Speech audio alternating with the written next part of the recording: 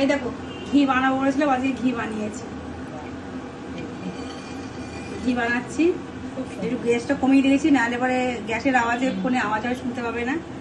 গন্ধটা দেখো কিরম বেরোচ্ছে।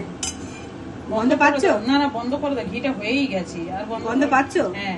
আর আর ফুটিয়ে না, বন্ধ করো, বন্ধ করো। আর একটুখানি ইয়ে হোক, আর একটুখানি, কারণ কমিয়ে দিয়েছিলাম তো। কমিয়ে দিয়েছে, পুরো হয়ে রেডি হয়ে গেছে কিন্তু ঘি। আর রেডি হয়ে গেছে, তোলা হয়নি আগের থেকে। বেশি হয়ে যাবে, বন্ধ করো। হ্যাঁ বন্ধ করো। জাস্ট একটু কড়া পাক হলে ভালো লাগে, মানে ঘি অনেক কড়া পাক হয়ে গেছে গো, বন্ধ করো।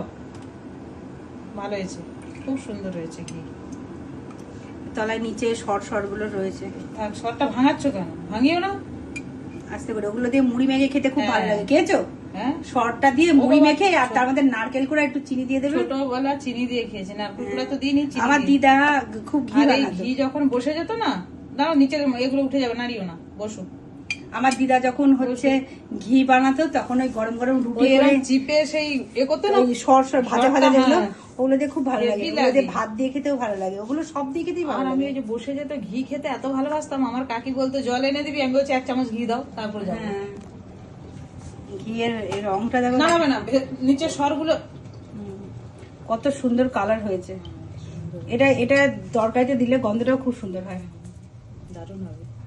আমি রোজই ভাবছি, কিন্তু তোমার অভাবে ভিডিও তোলা হচ্ছিল না, তুমি আসতে দেরি করছিলে।